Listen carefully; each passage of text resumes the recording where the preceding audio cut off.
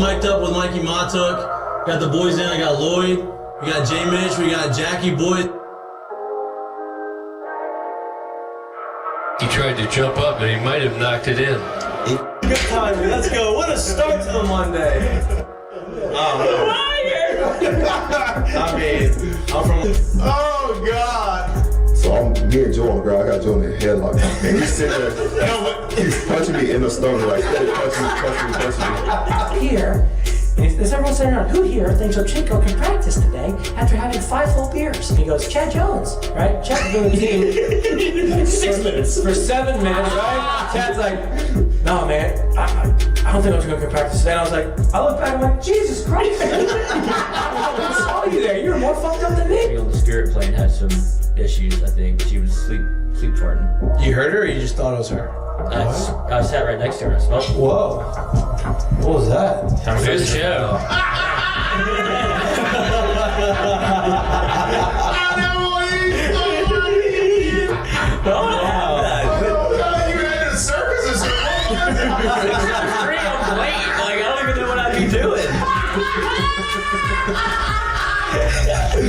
Now, when you do go to spring training, are you gonna bring your chinchilla and your turtle? My dad tell you about it. See, is God, they hate fat people. I mean, I get crushed for that. You know what I mean? It's like, come on, man. Hey, just the South, bro. You got a bunch of food down here. Like they should stay here. Look at Lloyd. You know what, Lloyd? You're looking for a recruiting coordinator, coach. I'm here. He's like, I'll piss my pants right now. No way. We're wearing gray pants, long gray pants. He goes, I'll piss my pants right now.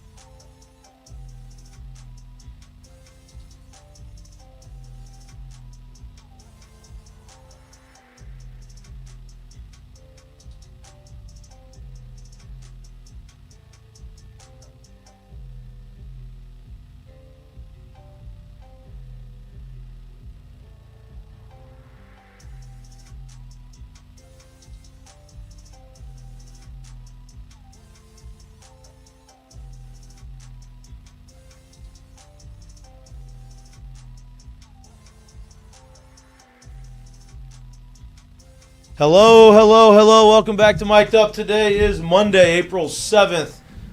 Big show for today. I apologize for no show on Friday. I was getting right mentally over the weekend. Nice retreat, great retreat, very beneficial retreat. Very excited to be back on the show. Very excited to talk about Changed man. I am a changed man. All of the things that happened through the course of the weekend. Obviously, LSU comes home with a huge sweep on the road, top 10 matchup. I think D1 baseball probably has come out with the new rankings. I don't know what they're at. 3. Thank you, because 7 felt like that was kind of a slap in the face. But in this league, you do what you need to do. You go win games on the road, and you're going to get the respect that you deserve. They are ranked 3rd. I think the top 3 teams in the rankings are all SEC. Arkansas. Who's 2? It is Texas 1, Arkansas 2. Texas 1, Arkansas 2, LSU 3. So Tennessee's top out there somewhere. 5. Well, Tennessee's probably No, they they're lost. 4. Clemson 5. Yeah, they love Clemson. Clemson, get Clemson out of there. They haven't done anything. Big ACC baseball. Yeah, but look, they're trying. They're pushing for it. But big win for the Tigers. Big sweep for the Tigers. We have Zac Cowan in studio. We're going to talk all about the weekend, all about the season, all about kind of his journey to LSU. But before we get that, let's go through a couple of the headlines. men's national championship game tonight. Duke lost. A lot of people love that. So it's Houston versus Florida. So big matchup. I did not have Florida in my final. Actually, my bracket stinks. I don't even want to talk about it. I should never do it anymore. But should be a fun matchup. Obviously, Houston has been really good for the last few years. Florida kind of getting back to what they have been traditionally. So national championship, we will be watching it as the show goes on. Probably not going to give you live updates of it because we got more important things to talk about, which is LSU baseball. LSU gymnastics going for back-to-back national. What do you guys say? I would just say it'd be pretty big win for Florida if they can get it done, as baseball is kind of not on the forefront. And I don't want I'll tell you that they stink, but long season. Listen, for a long time this year, A&M was stinky. And then they go and they beat Tennessee 2 games out of 3. Never know what's going to happen in this league, but Florida stinks. And I hate Sully, and I don't like them. And I say hate. Hate's a strong word. I'm not a huge fan of O'Sullivan, but have never really been a huge fan of Florida. And so I'm not super disappointed that they are 1-11 in SEC play. Karma. Hey, 2 years in a row where they're going to have to be fighting for. They're going to have to go on a serious run to make the postseason. Gymnastics going for back-to-back national championships. They win. They get through the Penn State Regional, and now they are in the national, or I guess the semifinals, which is, I don't know, how many teams are in the semifinals? 8? Is that what it is? The last 8? Yeah. There you go. Cowan. Yeah, final 8. The semifinals, they have a chance to. There's no finals. I guess it's the semifinals and finals all at the same time. I don't really know how that works, but they have a chance to go back to back. LSU basketball continues their positive momentum to try to get out of the cellar of the SEC. Hire Ronald Dupree. If you, like me, grew up watching Ronald Dupree, he used to float off the ground. Quickest guy from floor to throwing it down that I've ever seen. Played in the NBA, was an executive for the Bucks. No, for the Pistons. Detroit basketball. Yep, for the Pistons. He comes back as the general manager of LSU basketball. They are signing and getting all these transfers that should significantly benefit the team next year with the recruits that they have. Hopefully he doesn't pull a Andrew Luck. Come in first order of business. Be like, I actually don't like that coach. Well, Andrew Luck had to. I mean, their head coach. That head coach had a bunch of issues, right? Didn't he do something? They stunk. Stanford stunk with that head coach. Andrew Luck says in his dorky way, "Hey, you're gone, and I'm gonna bring in the guy that I played for in the NFL, and he's gonna coach. Maybe 1 year. Just transition guy. Yeah. You know, and that's okay. He probably knows it. But we're not here to talk about that. We're here to talk about baseball. I'm excited to introduce Zac Cowan to the show. First time on the show. Says he watches the show via Twitter, right? Yeah. Via the clips. We appreciate that. We love that. We love being the show for y'all because, look, there's a lot of conversations around, especially down here around baseball. A lot of people want to see certain things. A lot of these people haven't played the game. And so we enjoy being able to bring y'all on here. Kind of still feel like we're a part of the organization. Welcome to the show.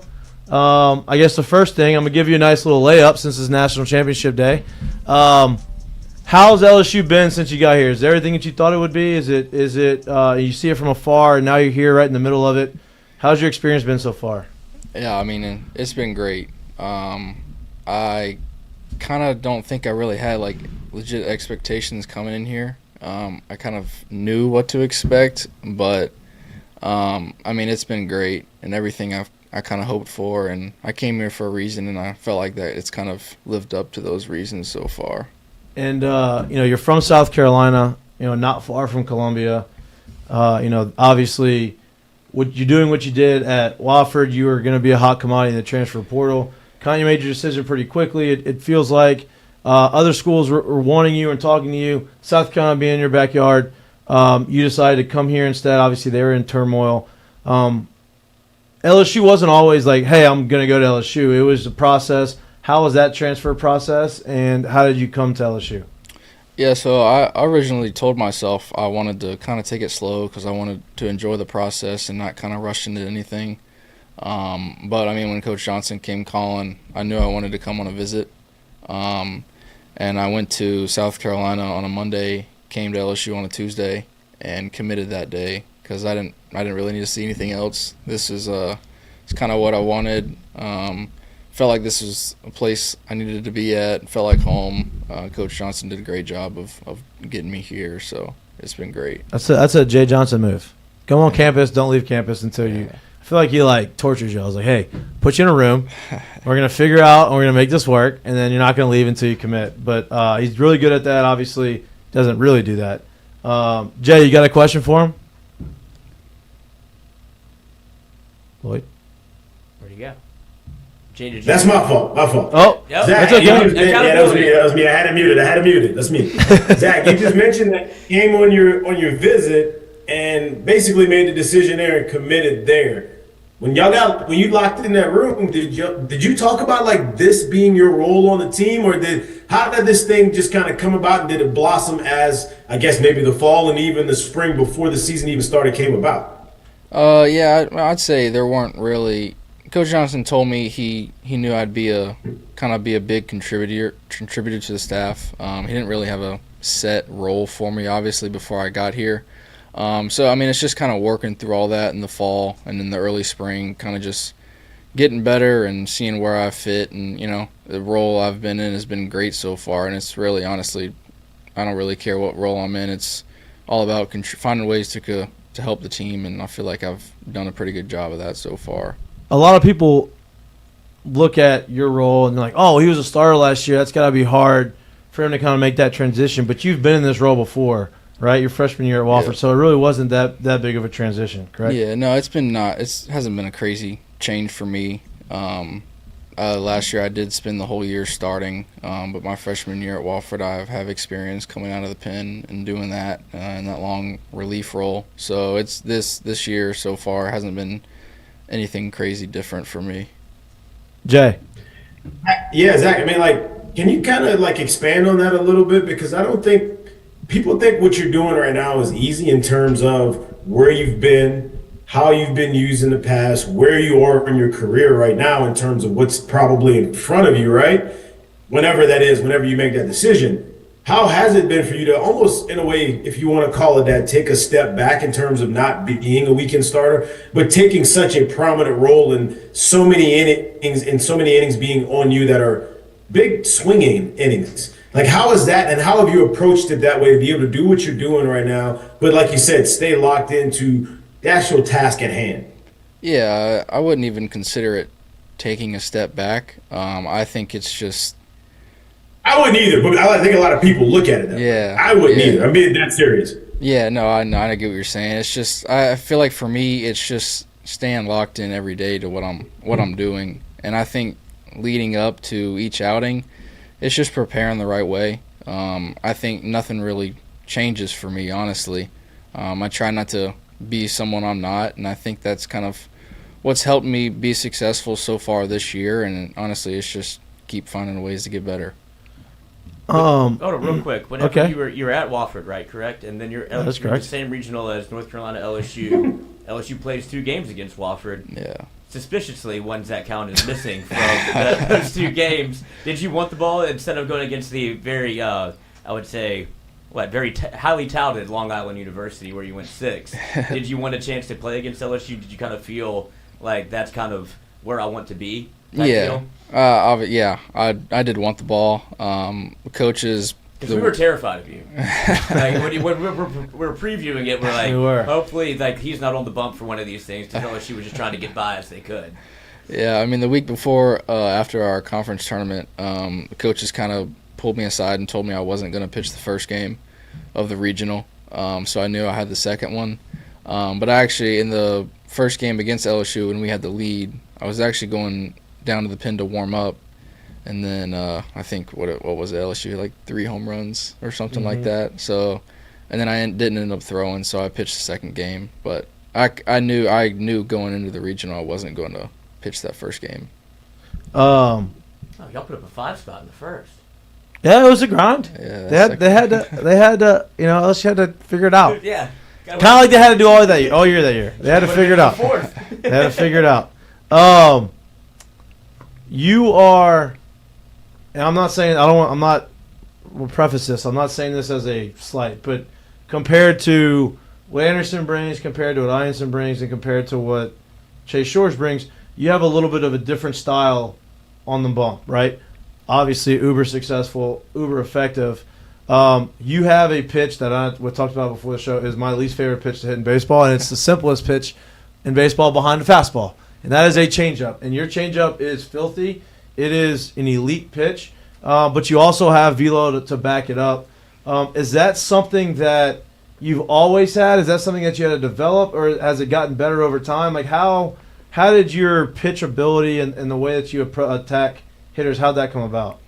So the changeup is kind of a pitch I developed in high school, and I was actually a opposition player in high school. I played shortstop. Oh, nice. And I was recruited at Wofford to be a two-way. So I feel like the pitch ability and just being athletic side of things comes from that. And I think the pitching, so I stopped hitting and fielding this pre-spring going into my freshman year. How'd that conversation go? Like, Dan, you're really good on the mound. We probably need you on the mound more than hitting. Is that kind of how it goes? Yeah, no, it was pretty easy. It was something I wanted to do because I just felt like pitching was what I needed to focus on. So I just think that's where the feel and the pitch ability comes from, and so. Jay, you got one? Yeah, I mean, the feel and the pitch ability comes from the time you spent at shortstop. But, like, when you're up there, like, do you truly feel like a lot of times that, hey, like, I know I got this in the bag and I can legitimately pretty much throw this thing whenever and however I want? And is that like an extra mental edge up for you in that situation? Yeah, I think so. Getting behind an account is not really a worry for me because I feel like I can get back in any count with any pitch pretty much. So yeah, I mean that's great knowing in the back of my mind, and obviously try to get ahead in counts. But if not, I feel like I got something in my back pocket to use. Do you model your style after anybody? Like, is there somebody that you watched on the mound that you're like, damn, I really like the way this guy approaches the game? Not necessarily copying the way he throws, but copying the way he attacks hitters. There hasn't really been anyone that I've kind of modeled my game after. I know I've watched Sonny Gray pitch a lot. I feel like similar. Former teammate of mine, Team USA. Oh, really? Yeah. Nice. We're the same age. We played against each other. He got me out a lot. But yeah, I feel like similar stature, similar pitches, so to speak. But He's great dude.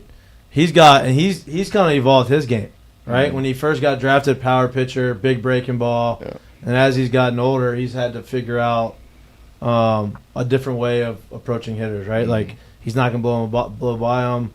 He's going to have to kind of mix and match. Yeah. That's a good comparison. That's kind of how you pitch. Do you shape your changeup? Like, is it a one changeup, this is how it is, this is how it is? Or is it, hey, I can kind of like speed it up, slow it down?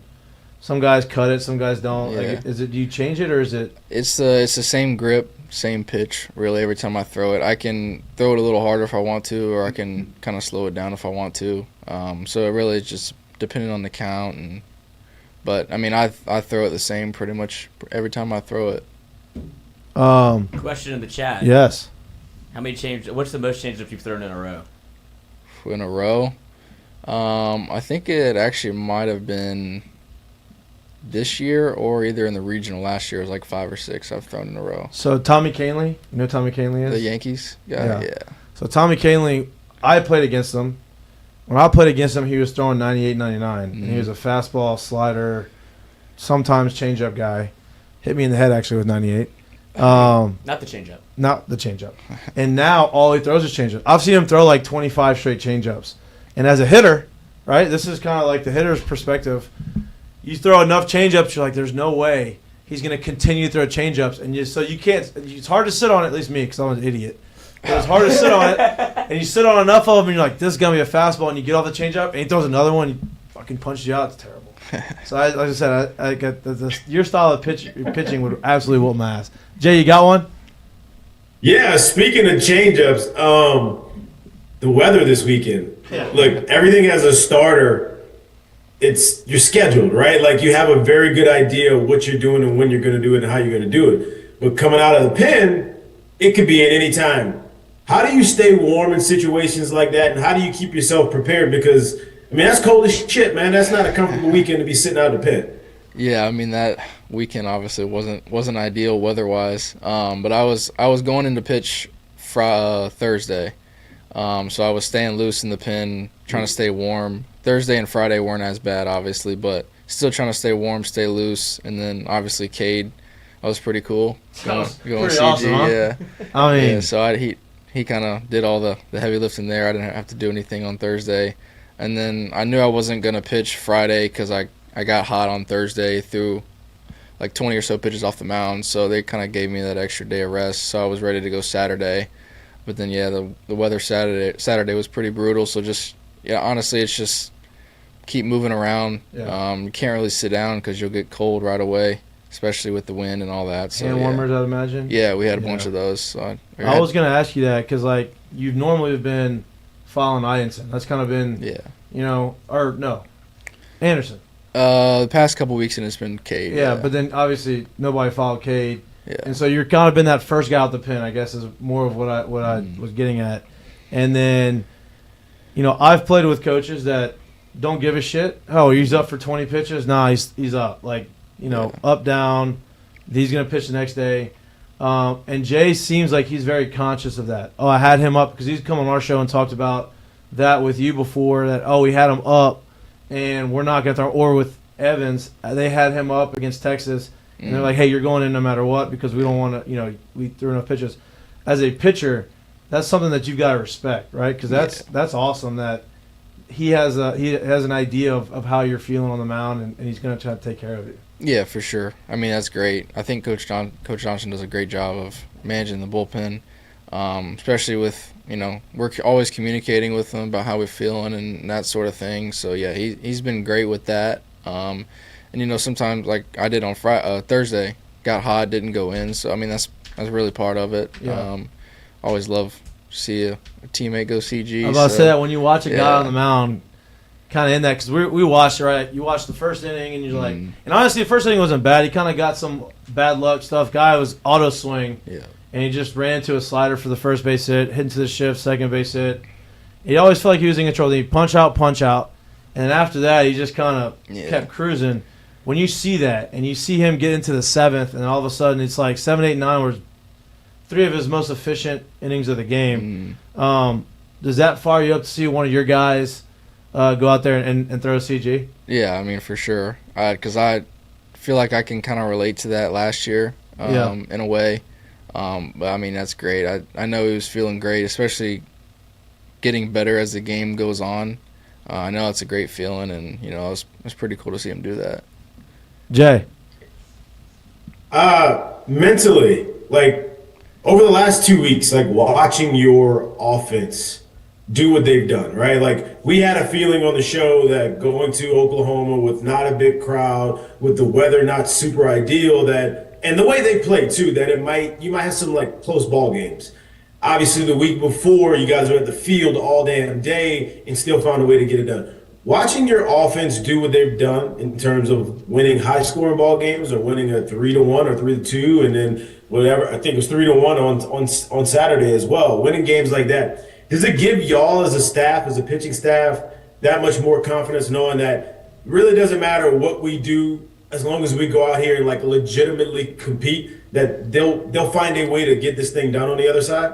Yeah, definitely. And Coach Johnson's always telling us, we go out there and on the mound and we're ourselves. We can always count on our offense to kind of pick us up and put some runs on the board, and I think that's kind of shown so far this year. And it's a great feeling as a pitcher. You get that run support. And even when, you have some bad luck, I still think, our offense does a great job of manufacturing runs in any way. So it's really cool to see as a pitcher. And then it's obviously great to kind of play with. So the other part of pitching, right? Like, you control the game, but the other part is your catcher, right? The guy behind the dish. You got to have faith in him. Be able to, block balls. Be able to. Hey, when you throw the pitch that you want, be able to stick in and get you the calls that you need to get. You're leaving Wofford. You come here. You've never thrown to these guys. Two guys who haven't really caught in college. You obviously, Luis didn't really catch much at Indiana State, and you have Aaron B that comes in here. And so y'all are trying to figure this out as you go. We knew that Luis was going to swing it. You just never really saw him catch.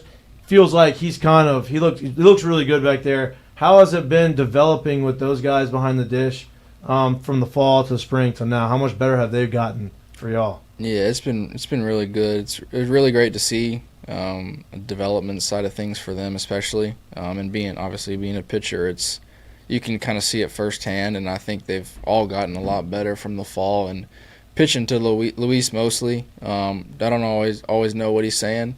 You ever learn how to speak Spanish yet? No, not yet. I know. So it's pure Spanish, like for the most part. I mean, obviously you can speak English, but like it's like Spanish and like some little English. Yeah, it's mostly Spanish. There's a little English here and there. It's more about tone. Yeah, but Luis has been great. He's a great leader out there. Yeah. He's got a lot of energy, so I mean, it's been great pitching to him. Does anybody on the team speak Spanish other than him? I don't think so. No, I don't think so. Get Bregman on the horn. It's a great.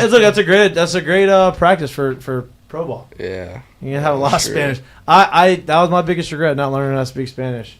Bregman did though. Yeah, got him a salsa deal. Yeah, you did. Greg, salsa. You got another one, Jay? Yeah, dude. Once again, as a staff, but obviously I'm asking you, especially being a like pitch to contact guy that you are with the stuff that you throw. But hey, man, you turn around and you got 3 shortstops on the field. It looks like you got 6 center fielders that play. Whoever goes out there, like, how good does that feel as a pitcher? Like knowing that, man, these dudes are about to field anything, and or are they about to run anything down that gets hit? Like, how's that feel? I think it's one of the best feelings as a pitcher, having this kind of defense behind you, because you try to execute as many pitches as you can, but not every pitch is going to be perfect. So there's going to be balls put in play. So it's great having these guys behind us. You can kind of trust yourself to do and make pitches, and you obviously trust them to make plays behind you. So yeah, it's awesome. The one common theme that has been talked about for all the guys that have come on the show has been how close this team is, right? Mm-hmm. Like the chemistry, how y'all hang out. And then some of the guys over here last year said that the difference between this year and last year is that, right? The team last year wasn't as close to the team as this year. We talked off air. Your roommates were all the transfer guys. Yeah. How has that transition been? There's only had 12 returners, and y'all come in. It feels like since y'all are a lot closer than they were last year with a lot more returners. How did that come to be? How did y'all really gel as quickly as y'all have? Yeah, I mean, I'd say obviously I can't really speak on last year, and I had great relationships with everyone at Wofford, and I think the relationships I've built so far here, and kind of the vibe of the team and the feel of the team has kind of exceeded my expectations, just in a way because like you said, we're all super close. We're usually hanging out outside of baseball with the little free time that we have, so it's great to just kind of hang out with everyone and just kind of. What do y'all do? What do y'all like to do off the field? I heard Curiel's a gambler. I heard he's a menace on the ping pong table. I heard he's a gambler and a badass ping pong player. There's some serious ping pong guys on the team. Are you one of them? I like to play a little bit. Shout out Connor Bench. He can get to work anytime. I like that. I think we should have we should have a mic'd up tournament, ping pong tournament with the boys. For sure. But yeah, I mean, we're great outside of baseball too, so it's awesome. Jay. Give me a second to filibuster because I had a question and I'm now forgetting it. And I can't think of what it was. Y'all got a new ping pong table, conversation. Because it used to be I don't remember what it was. It's all right. Oh my god. It's all right. I'll filibuster for you. So we had this obviously nice ping pong table. Guy got beat up. I think y'all got a new one, right? I think someone said it was new. Or redone. It's got probably way too many dents in it now. But so it gets pretty intense. It does. Yeah. We used to have. Yeah. So when y'all have those rain delays, are y'all allowed to play ping pong? Yeah, we were like last weekend against Mississippi State. We were just kind of chilling in our lounge. I know we put on Top Gun Maverick on the big screen in the lounge and playing ping pong. So yeah, that's a perfect movie. Keep you in it. Get you locked in. Yeah. Yeah, the movie's great. Great movie. Yeah. Can't wait for the next one. Do y'all have like ping pong tournament? Like do y'all have? We had one, and it got contentious. Yeah, not great. I mean, it was. Thought there would be a couple fights. Yeah. Yeah, I mean, it gets a little hairy sometimes. Yeah. We don't have like legit tournaments. We just have, if you keep winning. Just long Do y'all have like a tally on who like? No, we don't. Okay. We just, if we're playing, we're usually the guy who keeps winning gets to stay on, and so that sort of thing. I got you. Jay, did you remember it yet? No, I don't remember, but I guess something else has come up to mind. Sorry about that. That's whatever. I will ask you this though, because I do think whether it's coming from high school, wherever it is, obviously you played in a huge regional last year. That's a big experience as itself. Has there been anything, whether it's been in the fall, whether it's been in the spring, whether it's been at Alex Box, whether it's been on the road, has there been anything this year that's been like your welcome to the SEC moment, or something that's just been like, all right, that shit was a little different than what I'm used to seeing? I mean, I think playing in Alex Box is a lot different than what I'm used to, honestly. What? But I mean, I haven't really, so to speak, have had a SEC moment yet. I mean, I think just being here is I'm fortunate enough and lucky enough to be here. So I'm just kind of taking it in and, realizing that this is a great place to be. So just kind of being thankful every day for it. So talking to Jamie Tutko, who's a good friend of mine, talking to some of the guys on the team and listening to you, you seem like you're pretty laid back, stoic type of guy. When you're on the mound, do you get like, are you for example, Aaron Nola? You couldn't tell if he had a no-hitter going or if he had given up 10 runs, same guy, even big moments, strikeouts, just walks off the mound. Are you that guy, or are you the guy like, hey, elevated moment, punch the guy out, and kind of let out a little energy? Yeah, I'm pretty laid back for the most part. But if there's a big moment, I'll show some energy. But yeah, I mean, that's kind of who I am, just kind of laid back, calm guy. So, but yeah, there comes a time when I like to let out some emotion. Yeah, I'm gonna ask you that question whenever you have bases loaded, 2 outs and 2 strikes with Tennessee up, and see what happens after that. Oh yeah, I'm sure. Yeah, why you gotta let the bases be loaded? Why you can't just get out? He came out the bullpen with the base loaded 2 outs. He had to get the guy out, and he got him out. You know what I mean? Like, he's the guy you trust. That's it. Like, I mean, that's the moment you have a runner scoring position. That's when the crowd gets up, and then you punch him out. That's kind of when. There you go. That's the kind of when you let it go. Is there any truth? I've seen one, like, obviously you'll do the magic moment after games, and I saw one, I think you were involved, where it was 3 guys in the pen, and there was so I don't know who gave the speech, but it was like everybody like speech for all 3, and it was like shout out to the pen goblins. What is this? What's the truth behind the pen goblins, and how did that come to be, if it's still a thing? I don't know if we actually had that this year. The pen goblins. I don't know if we've. I saw it on one magic moment. Well. Maybe now it's a thing. You just made it a thing. We got shirts made. I guess we can make it a thing now. There we go. The big question a lot of people are asking is, who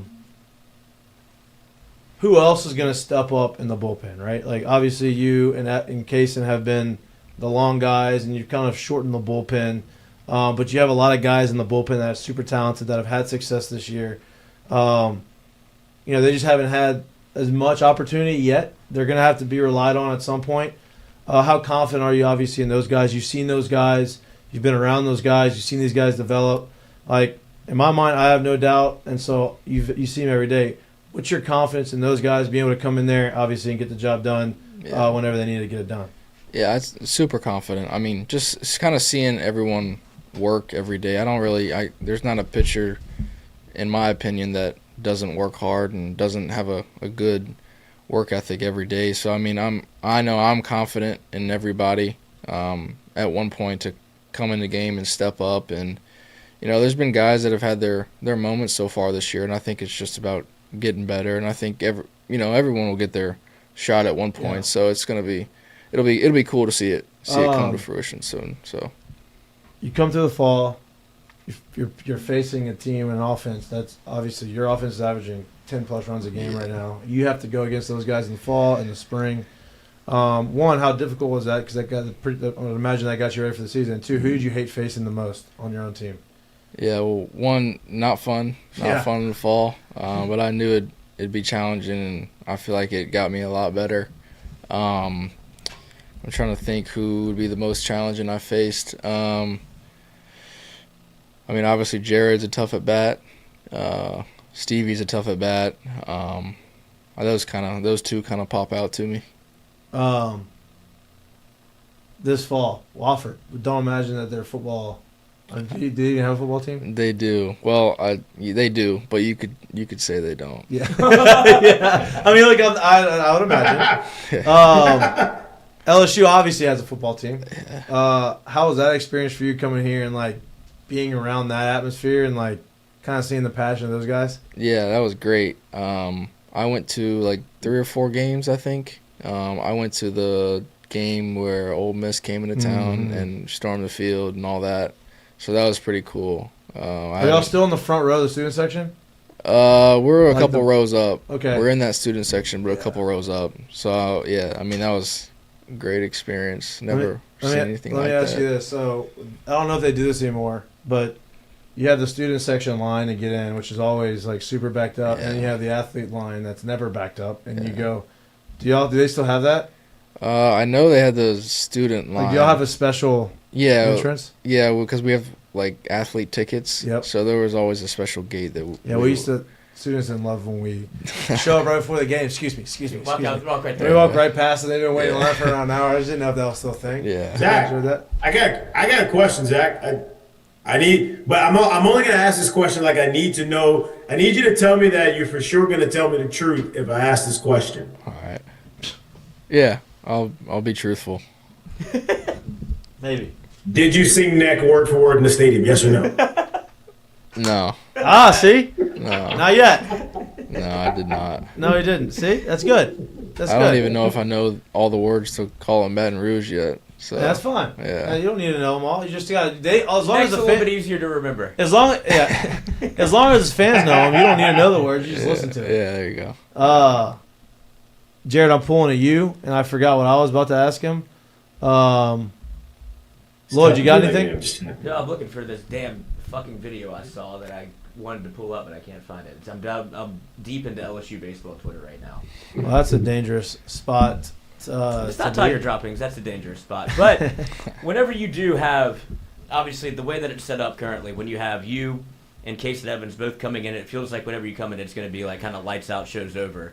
Does that feel like something that, not only from your perspective, but maybe from other guys on the team where there's a video with Daniel Dickinson talking about, like, when he comes in, I feel like it's game over. Do you feel that? Like, how long do you think you can go and keep this thing going where it's whether 4 innings, 5 innings? Like, what's your number to where it's like, no, Coach, I'm good if you want to put me in the 3rd?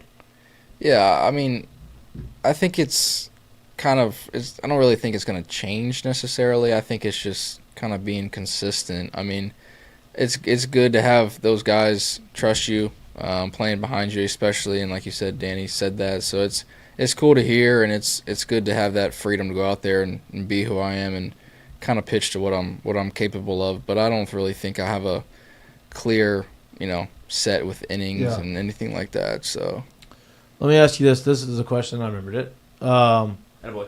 Thanks. Some guys like playing at home, especially pitchers or guys who have routines. Some guys love playing on the road. You went to Texas. Texas, y'all, good road challenge. You obviously go to Oklahoma. Weather, travel, not so much the fans. Do you like being on the road? Do you like being at home? Does it not matter? Because I like when people hate me and don't want us to win. It kind of gives you a little motivation. Is that something that you thrive on? Not necessarily. I think Texas was pretty cool. Yeah. They had a pretty good crowd. Field was cool, although not a fan of the turf though. Yeah, it's terrible. Yeah, especially when it rains, dude. You slide. You have to start your slide like halfway through the. Yeah. Oh, Bob could have slid into the dugout on his triple. He just slid right by it and just kept going. Yeah. But I mean, obviously, can't really beat playing in front of Alex Box every weekend. So, but yeah, I mean, going on the road and environments like Texas and those places is also pretty cool. Well, you saw Kate Anderson talk about he was in the dugout. He was doing a mid-game interview. He's like, I don't really feel anything here in Texas. Like, and that's because of I guess the allure of Alec Box. Yeah. But when you get to, feels like you haven't really had a true road series, whether it be Texas. Auburn will be decent. That's what Auburn I was will going to be get decent. to is Auburn. But it really doesn't feel like you have a true real road series yet until you get to probably like an A&M. Mm-hmm. How different has that, I guess, compare and contrast the home and road series? Because it doesn't matter who you really play. Like you saw against Missouri, who is struggling at the moment and will continue to feels like 0-12 is a tough place to get out of. Do you feel like even for those series or like a midweek that it's just a little bit different here? Yeah, I'd say definitely. You really try not to make it more than it is, I'd say. That's a big thing. Coaches say all the time, it's not who you play, it's how you play. So I think it's just kind of staying locked into that sort of thing. Did you play other sports, or were you just always a baseball guy? You play other sports growing up? I played basketball in middle school, but it's really always been baseball. Yeah. And he's a golfer with a good gut. Yeah. Getting there. Up-and-coming golfer. That's Yeah, right. my brother. Yeah, your brother's the golfer. That's Yeah. okay. Well, Up and comer, took then you can baseball. then you can take him down at some point. Well, he had to pivot. When I Yeah. saw the little brother, he's like, "Oh, I think he'd be really good at baseball. I have to go do something else." Did he play baseball? Yeah, he did. He did? He played 2 years at a JUCO in South Carolina, Yeah. and then played 2 years at a Division II. Okay. He Yeah. stole it Nice. from him. He's like, I'm gonna go play golf. That's what every baseball player does when it's over. I'm working on that right now. Sell insurance. And I sell insurance. Well, dude, we appreciate you coming on here. For sure. Yeah. You know, obviously, I don't want to keep you too late. I know y'all back in school now. Y'all had spring break last week, and y'all are back in school. Did you do anything for spring break? Travel.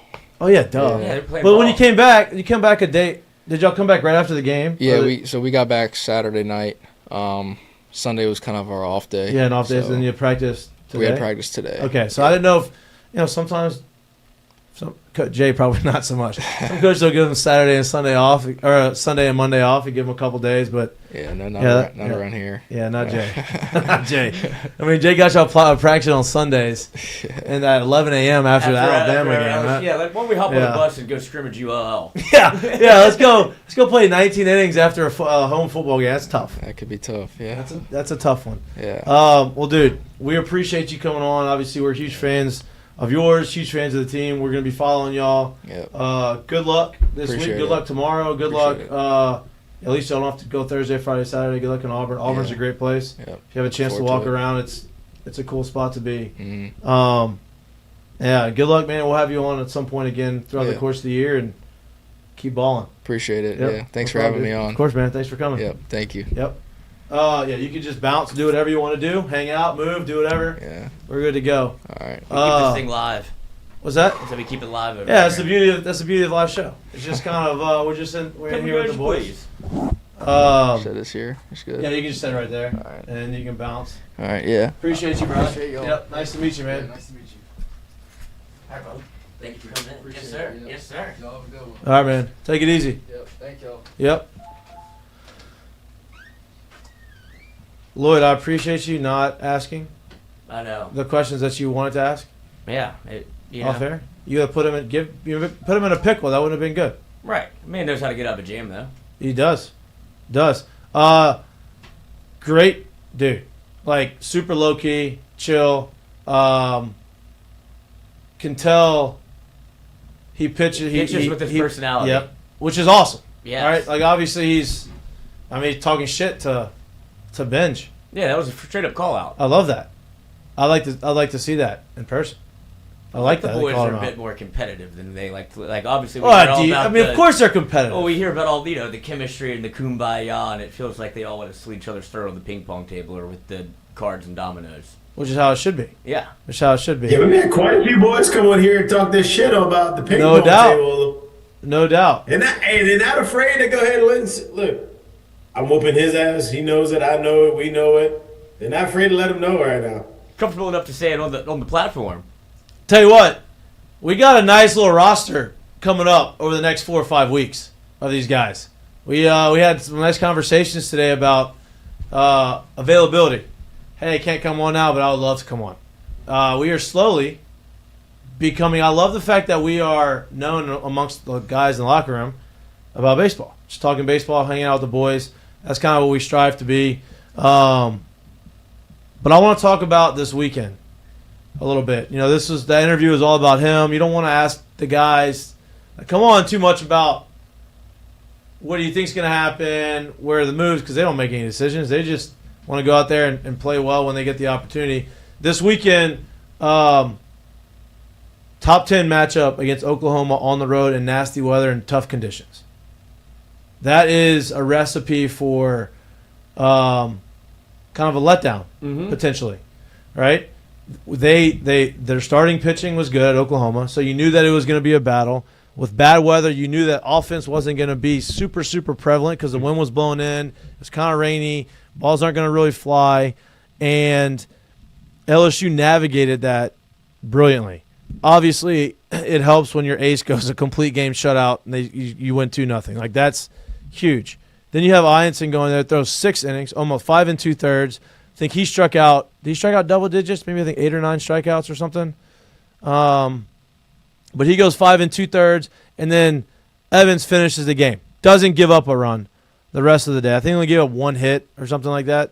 And so then you've only used 3 pitchers in 2 games, and then you do the same thing on Saturday with Chase Shores going 5 and Cowan coming in finishing the game. You threw 5 pitchers all weekend. Five pitchers all weekend. 8 strikeouts. 8 strikeouts. 5 for 12. And the part of what we talked about last week about what do we want to see and how did, like, we never doubted that they should win the series, but it was like what would get them in trouble? What would get them in trouble is if the starting pitching would walk guys, give them free passes, and have these messy innings. And they didn't really do that. I think they only walked 11 guys. Was it 11? Maybe 11 guys all weekend. And they navigated that brilliantly, and I think that was the key. They threw a ton of strikes. They attacked hitters, and the 2 guys out of the bullpen did what they needed to do and ended up with a sweep. Yeah, man. So first off, like, when we're sitting here, we're wanting to wear them out about maybe the walks or whatever you want to call it, or not their greatest pitching performance or whatever you want to call it. I think they need to be equally as praised for what they just did this weekend. Now, obviously, the pitching performance was incredible, and the offense did what they needed to do to win the game. But in my opinion, like, when I watch what they've done over the past 2 weeks, and I'm not even necessarily talking about stats. I'm not necessarily talking about hits or batting averages or homers or strikeouts or any of that. I'm literally simply talking about 3 super long days in the ballpark a week ago. Then you back that up by what could easily have been a letdown game because of those super long days. Right in between when you have to go on the road pretty early and pretty soon, in a situation where you knew there weren't going to be a ton of fans and you knew the weather was going to suck. Right. What they've done over the past 2 weeks, when you're sitting to me talking about 18 to 22-year-old kids, like, that's hard for them to lock in and just say, hey, these are the circumstances at hand and that are given. These are the cards you're dealt. How you going to play them? Yeah. Well, they've played them to an undefeated purpose at this time. Yeah. So for me, like, these 2 weeks, I don't care about any of the stats. Throw that shit out of the window. To me, I feel like you're watching a pretty mature team and a team that literally understands, like, hey, the goal is to win. And I don't really care about anything else. And Zach pretty much said that himself. Yeah. That's how he goes about his day. And it seems like that's something that's kind of resounding through the entire squad right now. So for me, when I watch him, is to do what they've done over the past 2 weeks, let you know that you have a chance to be there at the end of the year, because that's the kind of special sauce, whether you got a Jack Caglione, whether you got a Paul Skeens, that even if you have those, if you don't have that guy, these are the kind of teams that can go further than whatever their ceiling is, because they care about the right things. It's pretty cool to see kids that age come in there and do what they've done over the past 2 weeks. To me, by far their most 2 impressive weeks this year. Correct. And they're 10-2 in conference. The 2 losses are against the number 2 team in the country. Right? Everybody's like, oh, they're going to Texas. Texas is this. They're not, Texas is a legit team.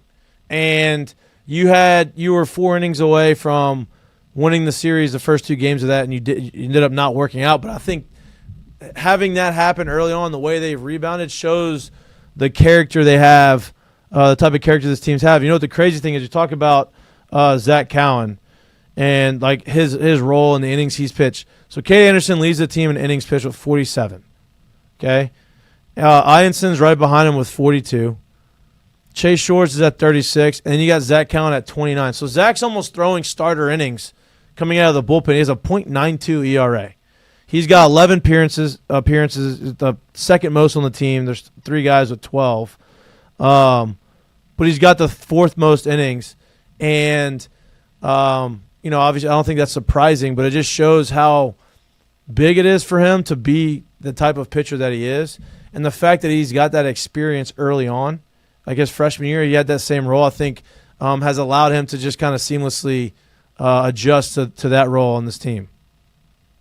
Yeah, I mean, I called that earlier this year. I said, don't be surprised if he ends up with the third most innings on the team. He's not there yet, obviously. That's not what I'm saying. But that's what it's trending, that he's going to be right there with whoever falls at the third amount of innings pitched as a starter. Like, he's right in that spot. But once again, when we sit here and talk about this team over the total of the season, like, before that Texas series, before that Saturday in the Texas series, I think we're looking at a team that had won, 16, 17 straight? Yep. Then they go and lose those two. So they go and lose pretty much, let's say, 13 innings in a row, right? They lost those innings and they bounced back by winning 8 straight ball games. So you're looking, this is the kind of team you're looking at. And I think, like you said, to be able to bounce back, if you want to call it a bounce back, because when you lose 17 in a row, well, damn. So a loss, when you win 17 in a row, well, damn, a loss is coming somewhere. They just so happen to lose 2 at the number 2 team in the country's house. And then you back that up by winning 8 straight. It shows me what type of team you have. And I think this team hasn't even reached its peak yet. I think they're still kind of going. Because as we talked about earlier, there's guys that as they start creeping and start really getting hot, Luis, right? Yeah. Luis Hernandez. You talk about guys like Fry, who was putting it together in the midweek. We know the abilities there. It's going to show up on the weekend. When guys like that start showing up, when guys like that start playing how they're starting to play on the weekend, and you start implementing that into the middle of a lineup, this team, I think, takes another step up. And I think when I say they're not at their peak yet, I think these are the kind of things that are coming along with them. Yeah, 100%. Obviously, the offense has been nails. And I think what's impressive is the offense has scored runs in a whole bunch of different ways, and we've talked about this every week. But they showed it again this weekend, right? They won a 2-0 game. They won a 10-2 game. That was close early on, and they just kind of kept extending the lead. And then they won a 3-2 game on Sunday. And you look at the guys on the team, and, everybody is – the numbers are great, right? But then they go through a stretch whenever they're not hitting a ton of homers or they're not, nobody on this team, in my mind right now, is, red hot like they were probably 3 weeks ago. I think everybody's been pretty steady. They've kind of, gotten into that, hey, we're pretty steady on where we're at. We're going to grind out base hits. And so to me, it's a sign of a good offense is – there's no huge drop-offs. They have a good at-bats. They get on base. They figure out how to score runs until they get to that point where damn, we got hot again, right? Milam's a perfect example. Right now he feels like he's steady Eddie. He's going to keep getting a couple hits, but you don't feel like he is hot Milam yet, right? But Milam showed you over 2 or 3 weeks he can get red hot, right? And I think that, those guys being able to just kind of stay afloat, stay positive, stay driving in guys, and then all of a sudden, boom, you hit it. That's kind of when they take that next step. That's a sign of a really good offense, and that's kind of what I see with these guys. Yeah, definitely. It's a lineup full of guys that are a very tough out. And so when you're able to string that together time after time after time again, and you got guys even at the bottom of the lineup like Stanfield, who is putting in, chipping in, doing his part, turning the lineup over, driving runs in when it becomes those spots in the game.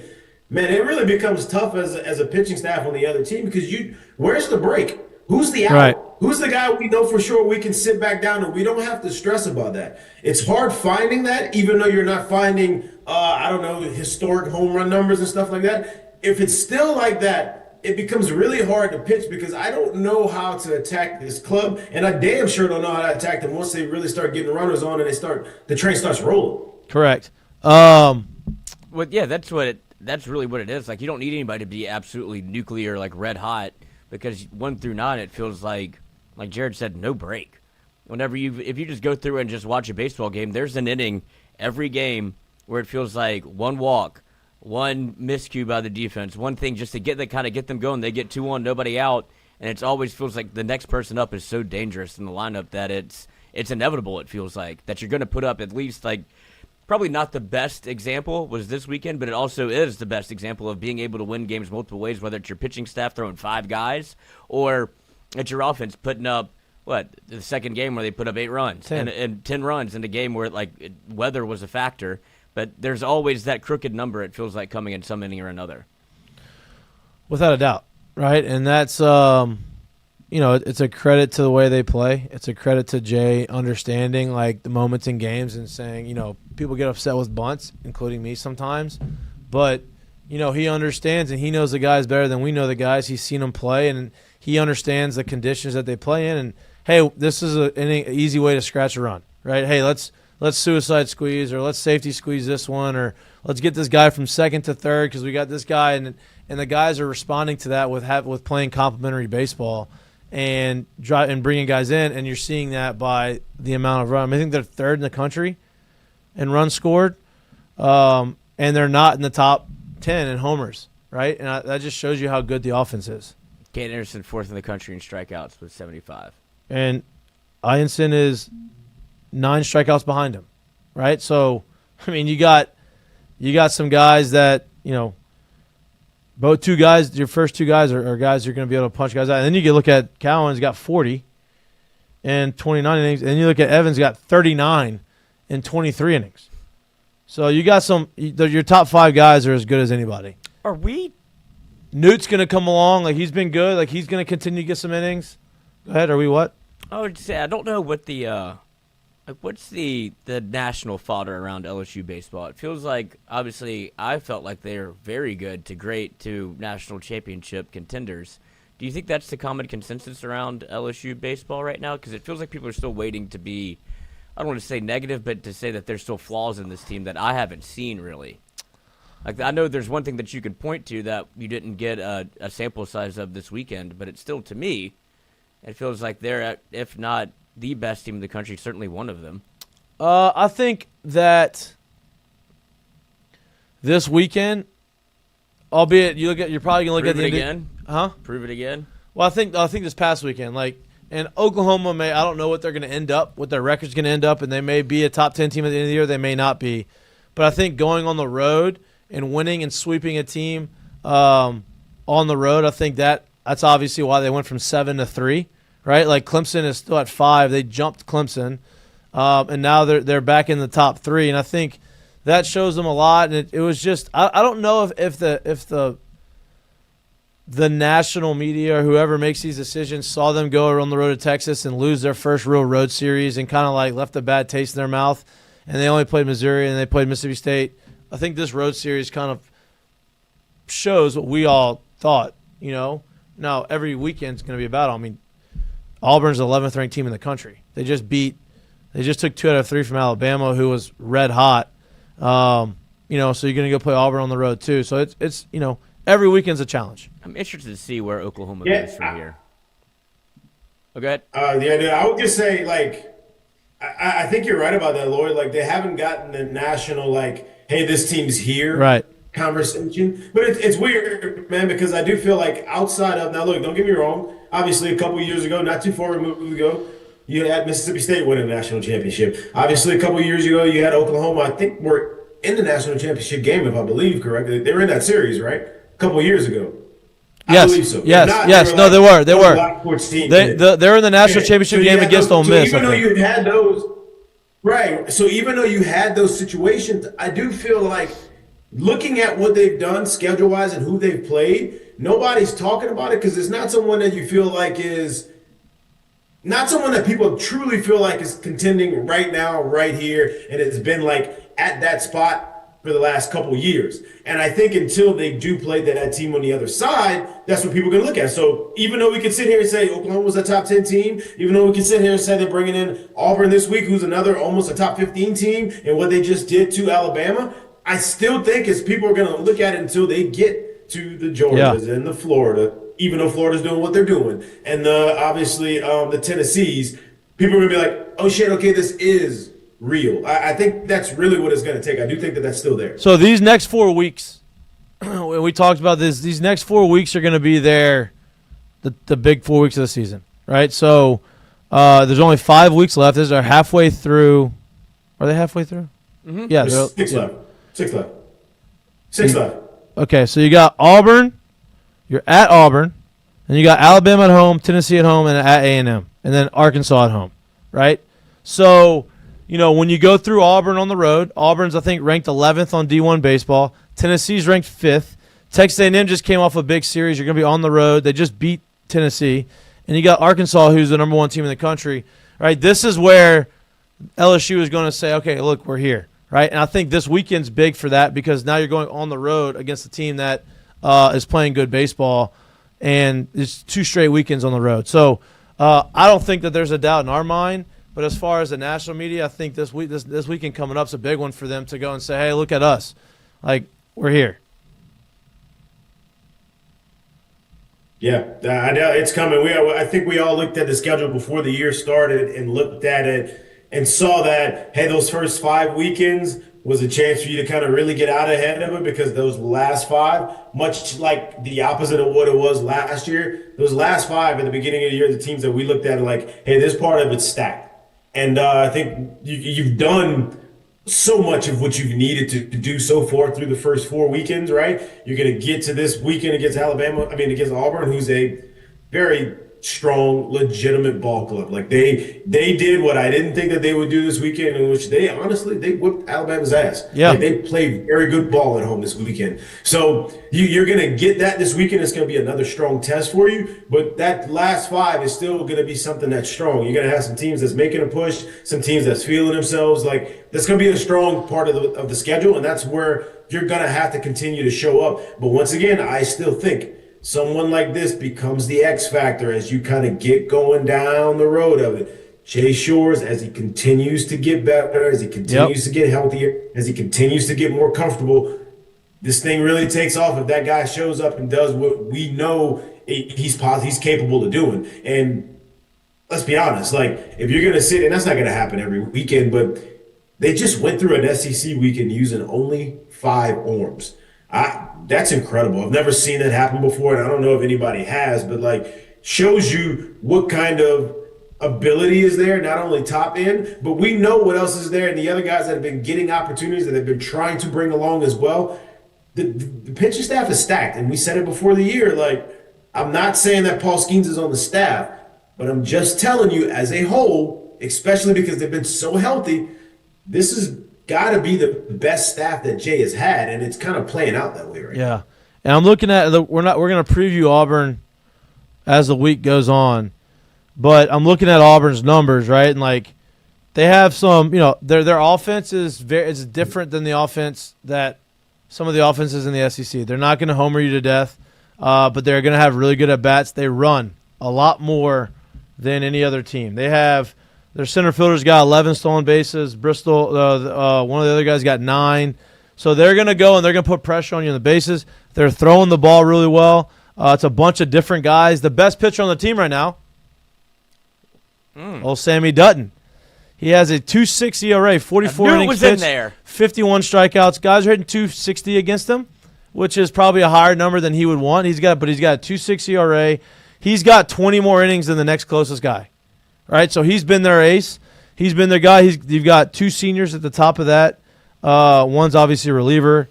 And so they have, they're piecing it together and they're playing good baseball. They're not dominating in any one facet, but they're finding ways to win, and I think that's the important part. So it's going to be a tough deal. Another test. Stay out of Skybar. That's true. But we kind of felt the same once we kind of dove into Oklahoma. We started looking at their lineup, looking at obviously the one dominant ace that LSU was able to take care of business, where it was very much the Kay Anderson versus Witherspoon show. And then outside of that, you didn't really feel that lived up to its billing. Yes, for sure. And once Cade was ever able to go to CG, it felt like a sweep was certainly in play. But even before that, when you looked at their offensive numbers, it's like, what?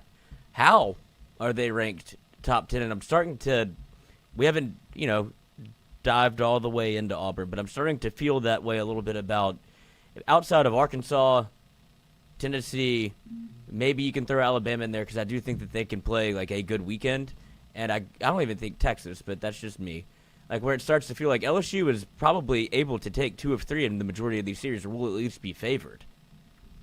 Like, because when you saw Oklahoma's 100%. top 10, I mean, on paper, like top 10 matchup in the country, then you looked at it like, what they do. Well, here's the deal, right? And this is what we've talked about. Like, the SEC is so good. Such a good conference because it's so deep, and any team can beat any team. But as the conference evolves throughout the course of the year, you start to see who's the top part of the conference, right? And so you're seeing obviously Texas, Arkansas, LSU, Tennessee, obviously the top 4. Georgia has been, really good. They go to Texas on the road this past week, and they lose to Texas. And I think that's Texas showing you how good they swept at Texas. It shows you how good Texas is, and obviously that was Georgia's big test. But I think you could put Georgia in there, and those top 5 guys, top 5 teams could be anybody in the country. But then you go behind them. Ole Miss is ranked 6th in the country, right? They're playing good baseball. I think you keep Alabama in there, they can beat anybody. And Auburn, they're playing good baseball. So, I think you have the top echelon, but then the echelon right behind them isn't bad. They're really good. And that's just what makes the SEC so difficult.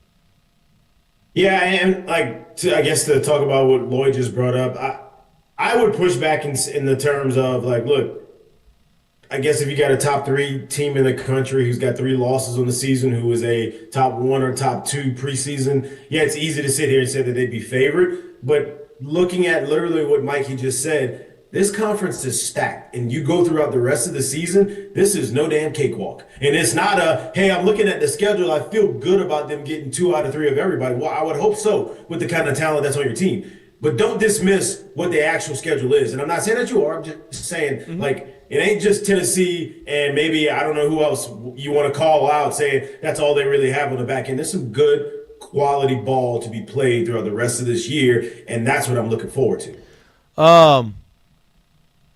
We brought up the Texas-Georgia stuff.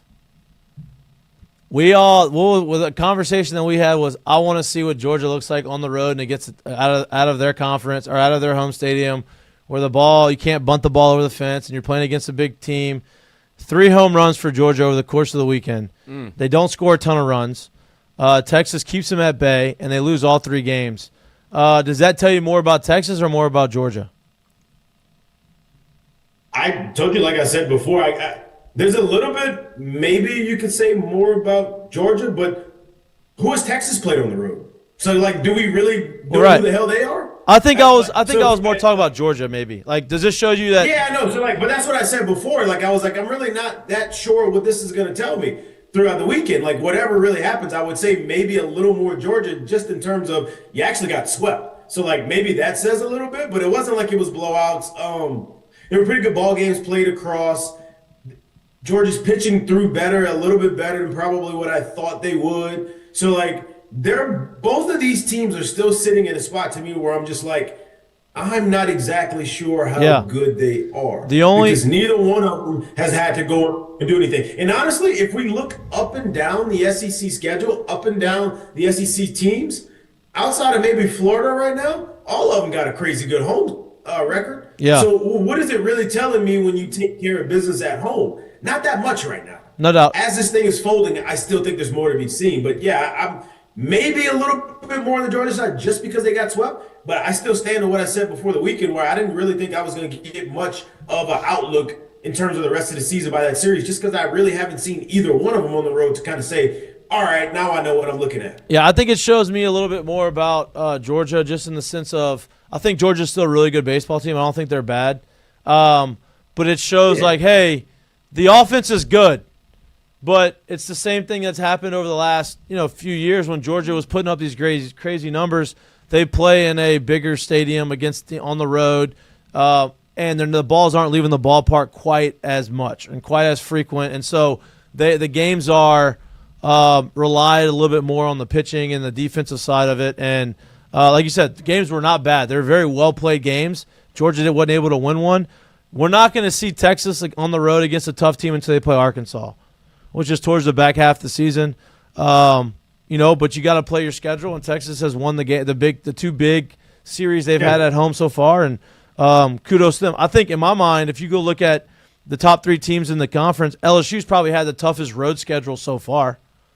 They've gone on the road to Oklahoma, who was top 10 at the time, and then Texas, who was top 10 at the time.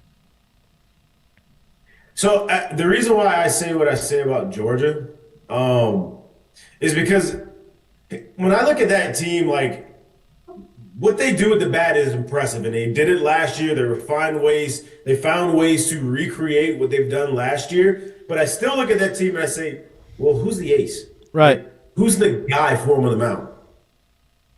Right. I don't know. Who's the guy? And like, so with that being the case, like I know who the guy is for Texas. I know who the guy is at LSU, even though they had 3 guys that basically gave them ridiculously good starts this week. I know who the guy is at LSU. I know who the guy is. Who is the guy on the mound for them at Georgia? I don't know. Yeah. And the reason why I'm saying that is because so like that thing right there to me is like the equalizer. Because if you go on a road to a place like Texas and you play there where they've been playing their ass off and they got some good arms there and they have a real ace, who's your equalizer? It can't be the long ball. It doesn't usually happen that way. Right. Who's the equalizer? Right. And so like that's where I'm like, I don't know who they really are. And to the tune of them getting swept, it kind of makes me say, all right, you're probably a little less than what I thought, but I still don't know because I don't truly know who Texas is and seen them on the road yet. But like that's where I feel they stand at right now in my mind. And I think you can look at Ole Miss and say the same thing, right? Ole Miss is ranked 6th in the country. Why are they so good? Years past, they've relied a lot on their offense. Hey, we're gonna outslug you. We're gonna outslug you, and they're not really doing that this year. They're relying a little bit more on the pitching. If you look at their numbers this year, I mean this past weekend, I think every game was a 1 or 2 run game against Kentucky. I know it's Kentucky, but like they weren't winning those games in the years past, and that's why they're playing so well. And so yeah, I mean it's obviously it's a tough conference. There's 6 series left.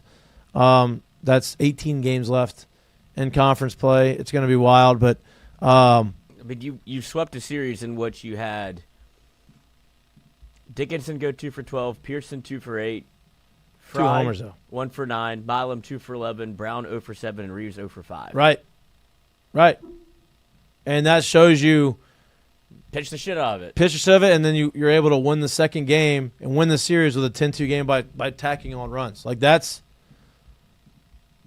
what we needed to see because you knew it wasn't going to be high scoring with the weather that they had.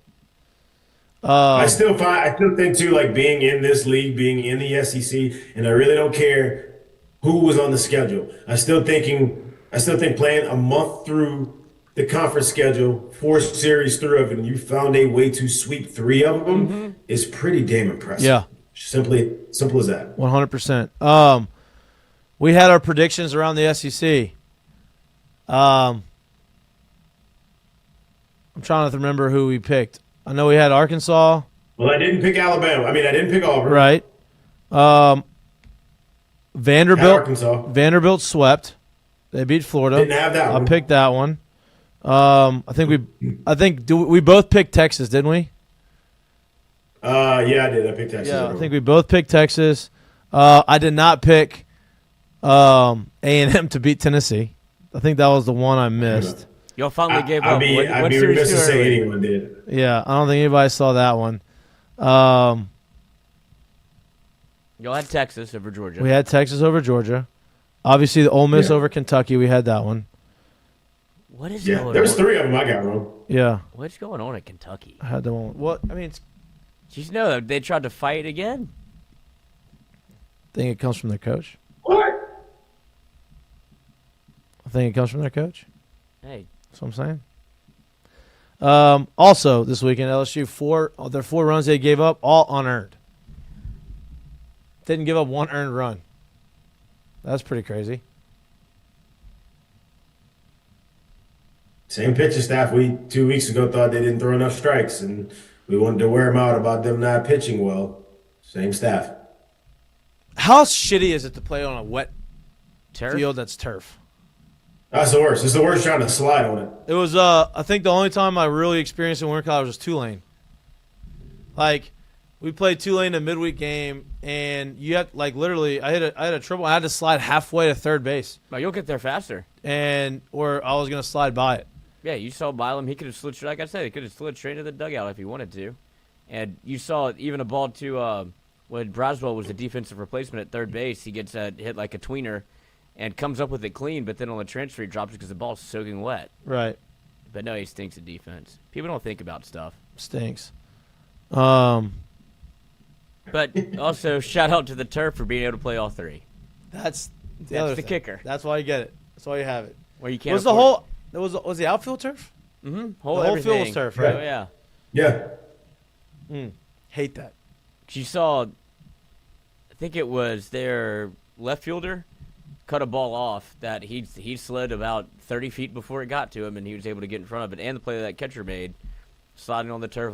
That was unbelievable play. Yeah, but that's a home field advantage. Also, in a way. unbelievable play was, we talked about it this morning, Jake Brown's play in right. Similar to the play he had. Very good play. Similar to the play he had last year in the regional, right? Ball line drive over his head, kind of right behind him, and in the regional he kind of he thought he was closer to the wall, mistimed the jump. Obviously the ball hits the bottom of the wall. Extremely hard play. I'm not faulting him at all, but what I'm going to give him credit for this is that how he had that opportunity. In way tougher conditions, ball over his shoulder, kind of the same type of thing, and he takes that extra step, jumps against the wall, and makes a play. Great play. Very hard play. I don't think people realize how hard that play was. And they had to have very good play. But I say you also forget that ball's also got a little bit of tail, got a little bit of top spin. It's coming back down. It's not a straight flight. That is tough to find that ball, find the wall, find all those things, and be able to make that play and kind of protect yourself at the same time. No doubt. He had it the whole way. I mean, that's great play. Was there run was going to matter? Yeah. Stanfield out there in the hoodie and the Ray-Bans again. No sun.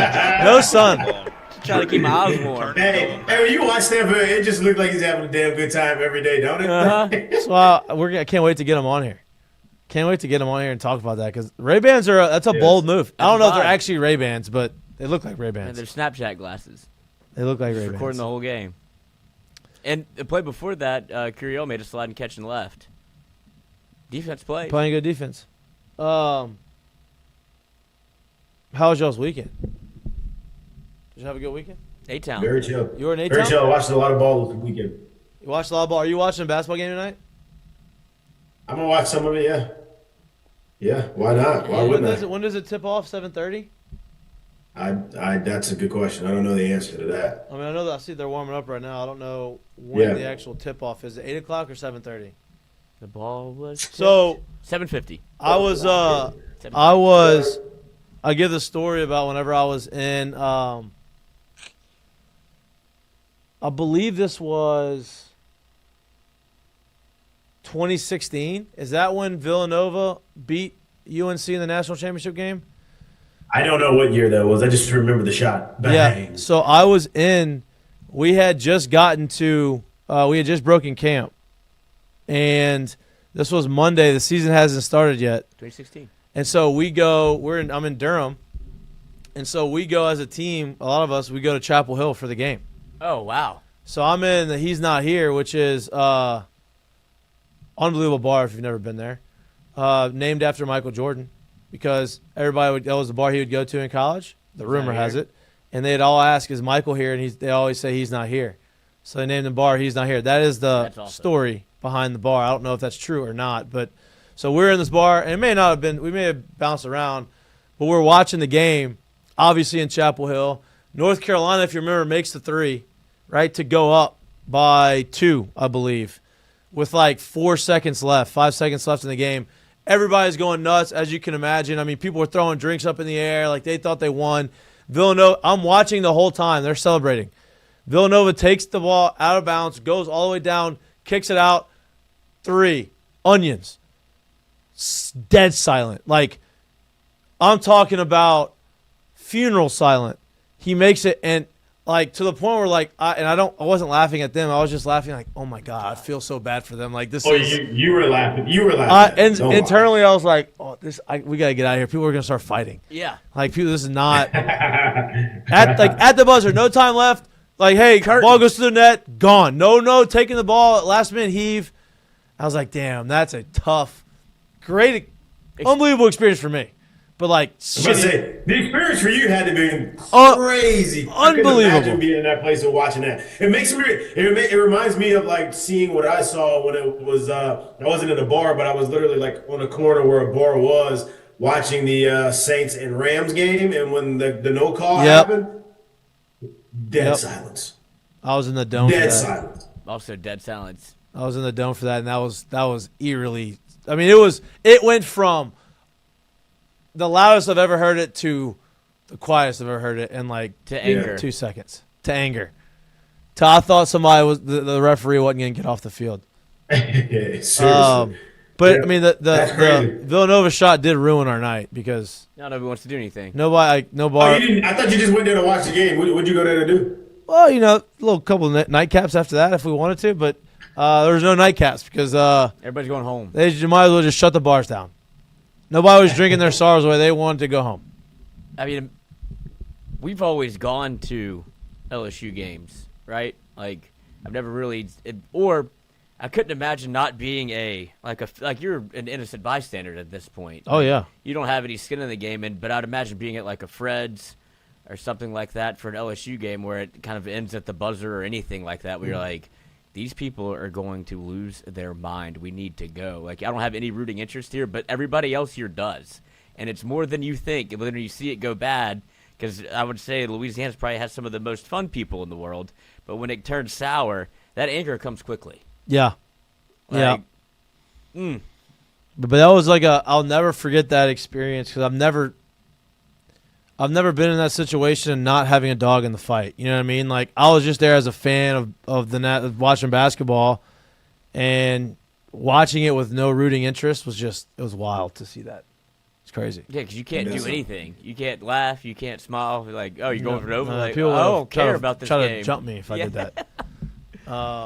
But yeah, that. How much longer did y'all stay? Like, did you close the bar tab out then? Like, how long did You y'all probably stay? could have not even closed out and left, and nobody would have known. Yeah, I don't know how much. Honestly, I don't remember that. No, I think they would have known. Yeah, I don't remember that part. The only people moving at that time. I think they would have known. I don't remember that part exactly after that. I just remember the game and us leaving not long after that. Hey, Masters Week. Yeah.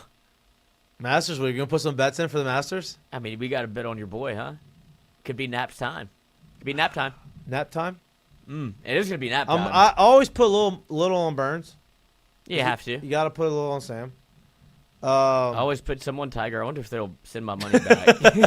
I don't think that's gonna work out today or this year. Oh, I just couldn't live in a world where 2019 happens and I didn't bet on him. And you're like, oh, favorite golfer ever, always plays Augusta well. It's like, oh, I don't believe him. I believe. Let me I ask believe you in this. $1. After 2019, you're like, oh, he's definitely gonna Win one more. he's definitely gonna probably win. I thought after 19, I was like, oh, he's kind of having this little bit of a resurgence. He's going to pass Jack.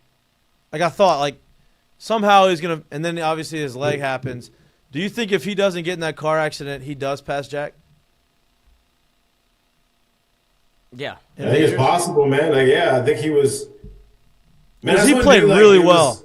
He was playing It's really so well. hard to put. It's so hard to say never with him, right? And like, would something like that happen, and then if you could have had health behind it, it'd be hard to sit here and see him not pass him. I ain't gonna lie to you. He needs 3 more to tie. 3 more, I huh? don't know if he'll get there. No, now. he's. I think he's not getting there now. But if he doesn't mess his leg up, I think he gets there. Which time? When did he get in the last accident? When he almost amputated his leg? 21? Yeah, that was after 19. It was Drew Brees' That was fault. after COVID, so yeah. That was after 19. My point is, if he doesn't get in the second wreck where his leg almost gets amputated, I think he does beat Jack. Even if that means he wins 3 more Masters. Yeah, that's what I thought. You know what I mean? was gonna Like, happen. that was going to be the deal. But Now he can't walk, and then he tore his Achilles trying to walk. yeah, Well, now we just need Charlie to hustle up, get going. who's the favorite to win this week? Can't be Scotty again, No, it is. is it? I'm about to say, who else is it gonna be at this point?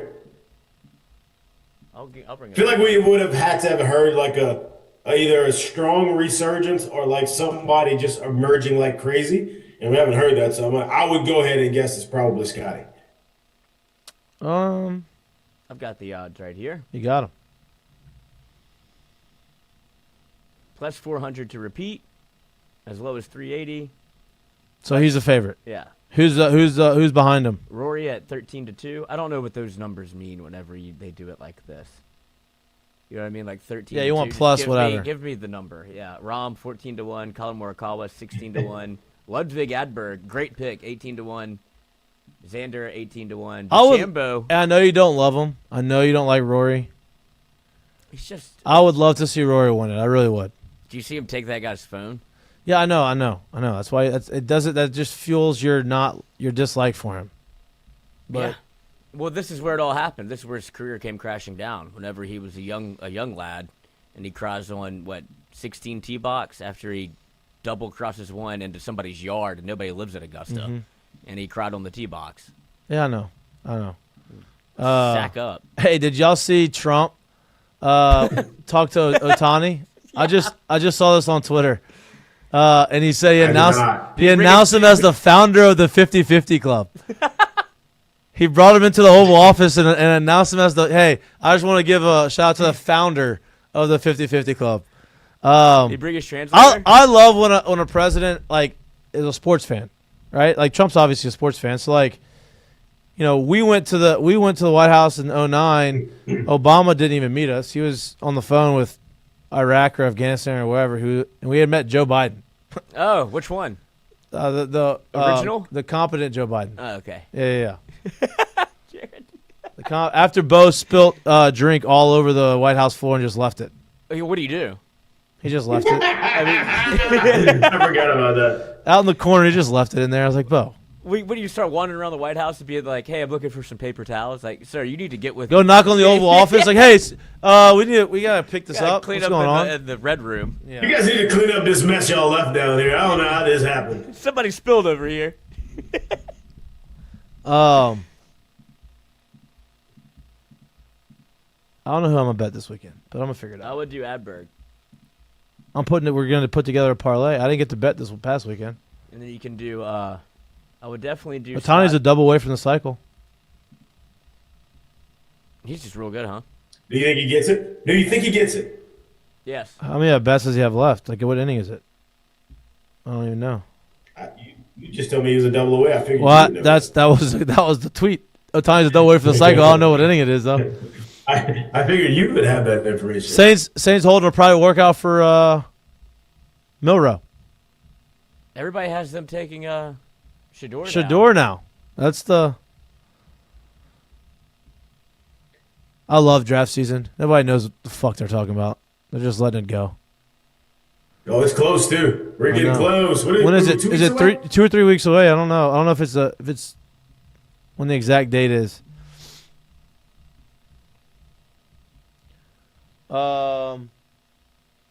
Single, triple, homer. He's 3 for 3. April 24th. So a little over 2 weeks. It'll be Thursday. It's on Thursday, right? Usually. Yeah. Yeah. So it'll be 2 weeks from Thursday. At Lambeau. And Milrow got invited. Invited to the draft. Probably going 9th. Always risky. Is he going? Yes. Didn't he? Is Will Campbell going? Yes. Will Campbell is going. I knew he got the invite. I just didn't know if he was going. Yeah, they said that he's going, right? I know. I don't know if I read Milrow got the invite or Milrow has accepted. I think it said he accepted an invite to the combine. Draft. To the draft. Yeah. Andy Staples.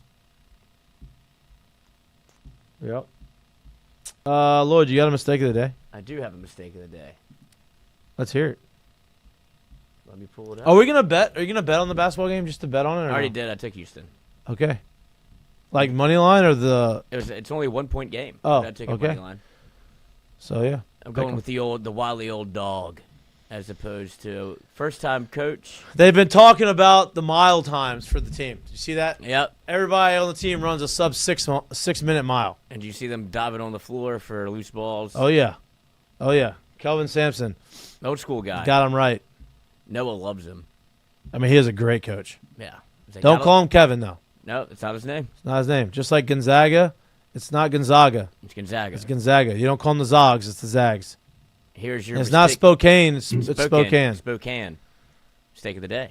So tonight, a Rio Rancho High School student is in some pretty serious trouble after he was accused of a really disgusting prank during a JV baseball game. You might recall earlier this week we told you how the entire Rio Rancho High School JV baseball team was suspended after one of their players allegedly urinated in the La Cueva team's water jug during a game. Several players and coaches from La Cueva then drank the water from that jug. Tonight, the player in question is facing 15 counts of battery. Rio Rancho police say they've forwarded those charges to juvenile probation and parole. We have not yet been told the identity of the player because police say he is only 16 years old. At this point, the Rio Rancho JV baseball team is still suspended, and a spokesperson for the school district says the investigation is ongoing. Also tonight... Can you imagine peeing on the water jug? Yeah. Of course you can, because you would do that. Yeah, but I wouldn't expect to get in trouble. I'm not doing 15 felony account. What, 15? Wow.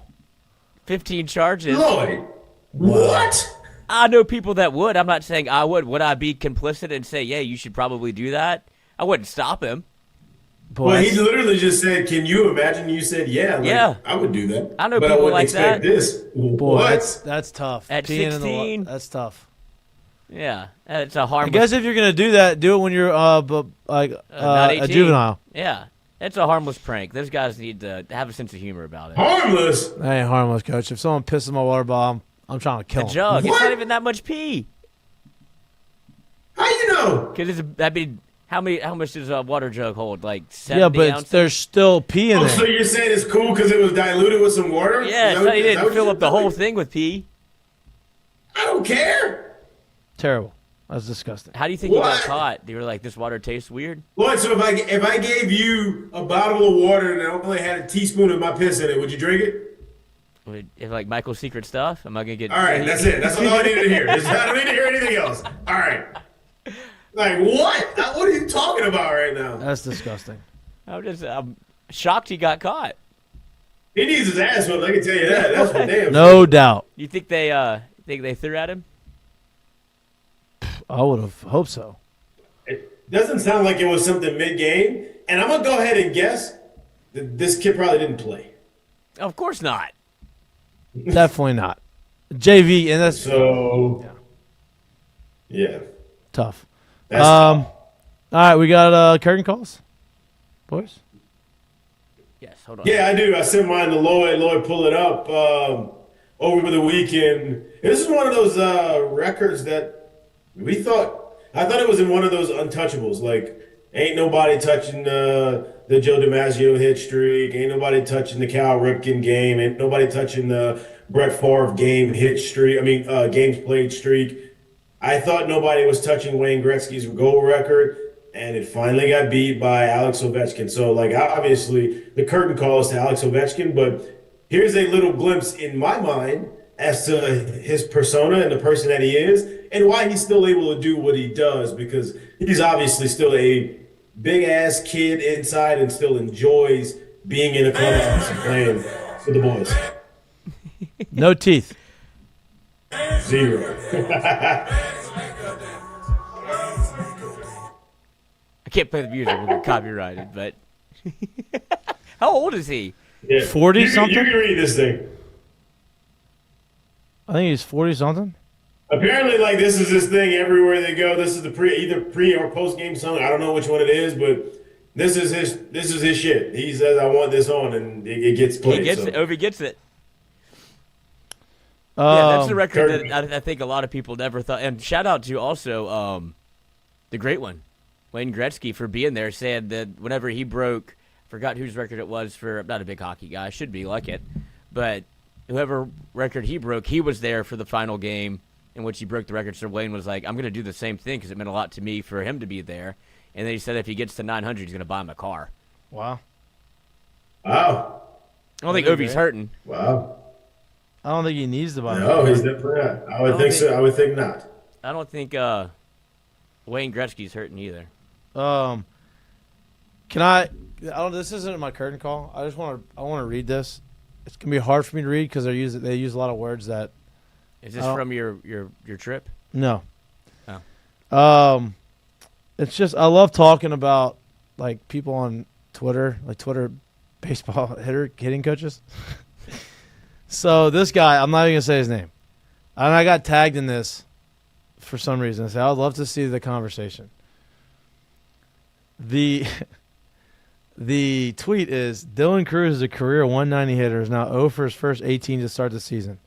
Dylan hit 426 in 2023 while at LSU. He hit 355 in single A that same year. Dylan held the bat in his inter-OSE muscles at LSU and early on in his pro career. Dylan now holds the bat in his flexor digitorum superficialis muscles of his right hand and the flexor digitorum of his left hand. There are several differences in mechanics of each swing, but none bigger than the spacing between his arms at launch as well as the extension.